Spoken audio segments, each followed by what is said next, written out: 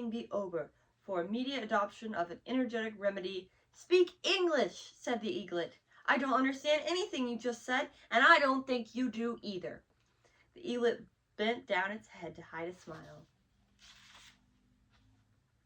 What I was going to say, said the dodo, was the best thing that can get us dry would be a caucus race.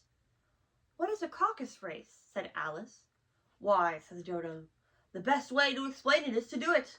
The dodo marked out a race course. It was a sort of circle, and then everyone was placed along the course here and there. There was no 1, 2, 3, go, but everyone began running when they liked and stopped when they liked, so that it was not easy to know when the race was over. However, when they had been running half an hour or so, and then were quite dry again, the dodo suddenly called out, "The race is over!" And they all crowded around it, panting and asking, "Who has won?" The dodo thought and declared, "Everyone has won, and everyone must have prizes." "But who is going to give the prizes?" a chorus of voices asked. "Why, she is, of course," said the dodo, pointing to Alice with one finger. The whole party crowded around her, calling out, "Prizes! Prizes!" There's the caucus race. Alice had no idea what to do. In despair, she put her hand in her pocket and pulled out a box of candies, which had stayed nicely dry. She handed them round as prizes. There was exactly one for each of them. "But she must have a prize herself, you know," said the mouse. Here's a little picture of her. "Of course," the dodo replied. "What else have you got in your pocket?" It went on, turning to Alice. "Only a thimble," said Alice sadly. "Hand it over here," said the dodo. Then they all crowded around her once more, while the dodo presented the thimble, saying, "We beg you to accept this thimble." When it had finished the speech, they all cheered. Alice thought the whole thing very strange, but she bowed and took the thimble, looking as serious as she could. Then they sat down in a circle and begged the mouse to tell them a story. "You promised to tell me your story, you know," said Alice. "About why you hate C's," she said in a whisper, afraid that she would upset him again. "Mine is a long and sad tale," said the mouse, turning to Alice and sighing. Alice looked at the mouse's tail. "It is a long tale," said Alice, "but why do you call it sad?" And she kept wondering about it while the mouse was speaking, and this is what she saw in her mind when the mouse told its story. Furry said to a mouse that he met in the house, "Let us both go to the law. I will prosecute you. Come, I'll take no denial. We must have a trial, for really this morning I've nothing to do," said the mouse to the cat. "Such a trial was that, with no jury or judge, would be wasting our breath. I'll be judge, I'll be jury," purred cunning old Furry. "I'll try the whole case and put you to death." Isn't that fun how that is laid out? And there's a picture on the next page. "You are not listening," said the mouse to Alice angrily. "What are you thinking of?" "I beg your pardon," Alice said very humbly. "You had gotten the 5th curve of your tail, I think." "I had not!" cried the mouse angrily. "A knot," said Alice. "Oh, do let me help you undo it." "I shall do nothing of the sort," said the mouse, getting up and walking away.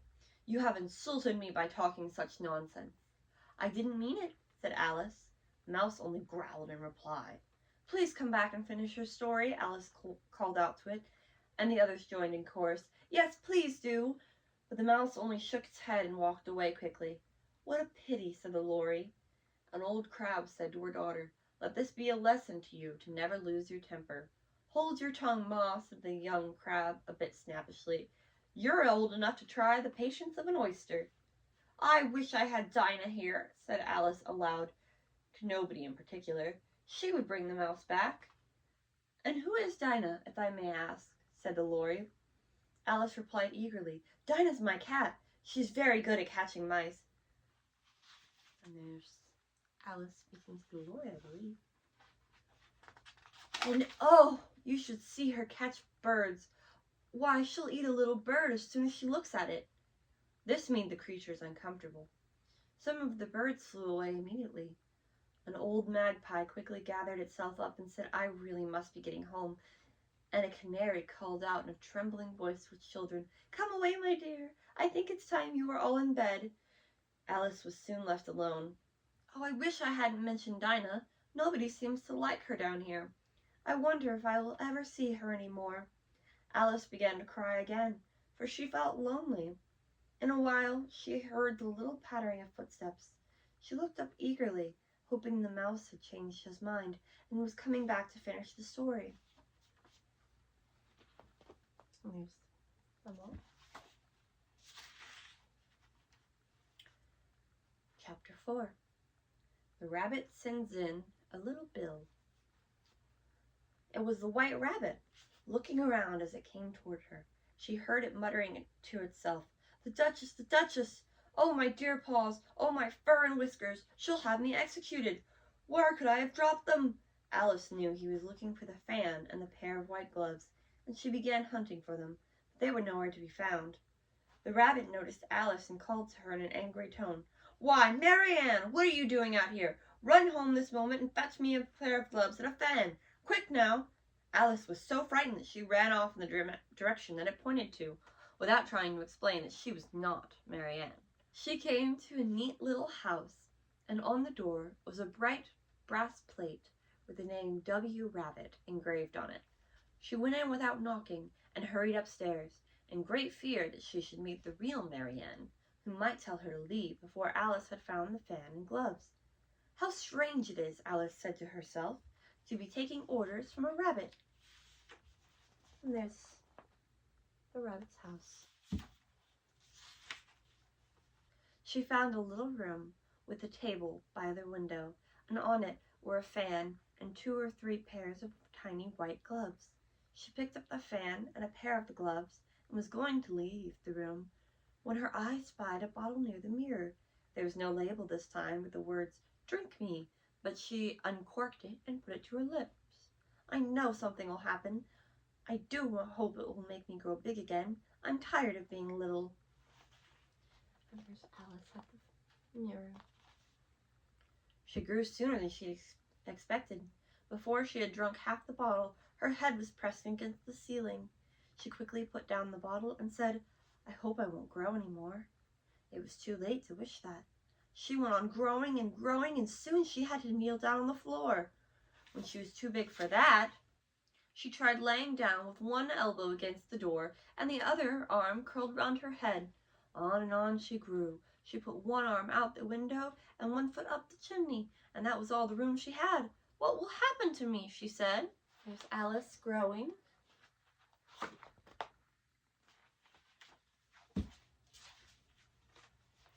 And there's the White Rabbit coming home. Luckily for Alice, the little magic bottle had now had its full effect, and she quit growing. She was very uncomfortable, and it seemed like she would not be going anywhere for a while.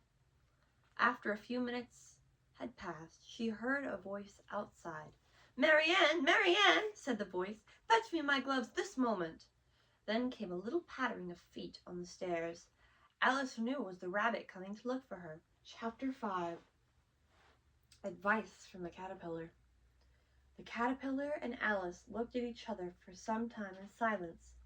At last, the caterpillar took the pipe out of its mouth and spoke to her in a sleepy voice. "Who are you?" he asked. Alice replied, "I don't know, sir. At least, I knew who I was when I got up this morning, but I have changed so many sizes since then." "What do you mean by that?" said the caterpillar sternly. "Explain yourself." "I can't explain myself," said Alice, "because I'm not myself, you see." "I don't see," said the caterpillar. "I can't put it more clearly," Alice replied politely. "I can't understand it myself to begin with. I've been so many sizes today. It is very confusing." "It isn't," said the caterpillar. "Well, maybe not to you," said Alice, "but when you have to turn into a chrysalis and then after that into a butterfly, I think you'll feel a little strange, won't you?" "Not a bit," said the caterpillar.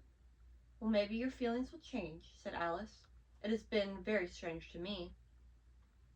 "You?" said the caterpillar. "Who are you?"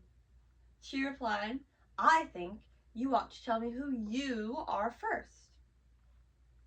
Why? Said the caterpillar. He had a good point, and didn't seem to be in a good mood. So she decided to leave and began walking away. Here's her walking away. Come back, the caterpillar called after her. I've something important to say. Alice turned and came back again. Keep your temper, said the caterpillar. Is that all? Said Alice, holding in her anger as well as she could. There's the caterpillar himself. No, said the caterpillar. Alice thought she might as well wait. The caterpillar might tell her something worth hearing.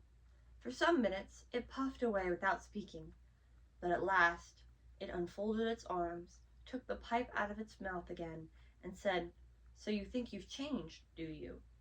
I'm afraid I am, sir, said Alice. I don't stay the same size for longer than 10 minutes. What size do you want to be? It asked. Oh, I really don't care what size I am, Alice replied. I just don't like changing sizes so much. Do you know what I mean? I don't know, said the caterpillar. Alice said nothing. She felt like she was losing her temper again. Are you happy with your size now? Said the caterpillar. Well, I would like to be a little larger, if you wouldn't mind, said Alice. 3 inches is such a terrible height to be. It is a very good height indeed, said the caterpillar angrily, rearing itself upright as it spoke. It was exactly 3 inches high. And here's the illustration of them talking.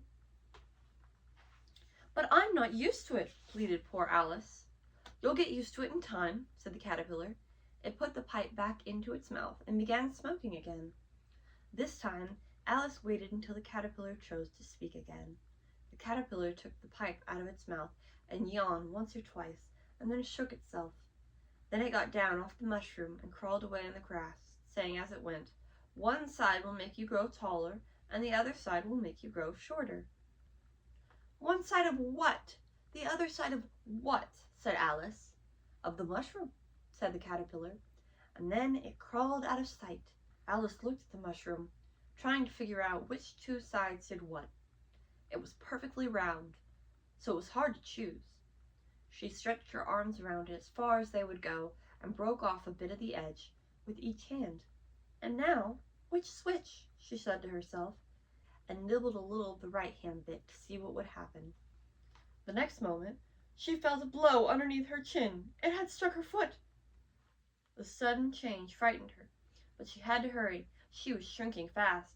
She quickly took a bite of the other bit. Her chin was pressed so hard against her foot there was hardly enough room to open her mouth. She managed to swallow a small bit of the left-hand side of the mushroom. And here's her grabbing the bits of the mushroom. And here's her. My head is free at last, Alice said with delight. Her happiness faded when she realized she could not see her shoulders. All she could see was her long neck, which seemed to poke out above some green leaves that lay far below her. What can all that green stuff be? Said Alice. And where have my shoulders gone? And oh, my poor hands, why can't I see you? She was moving them about, but she saw no result except a little shaking in the green leaves. She couldn't get her hands to her head, so she tried to get her head to her hands. Her neck bent in any direction, like a snake.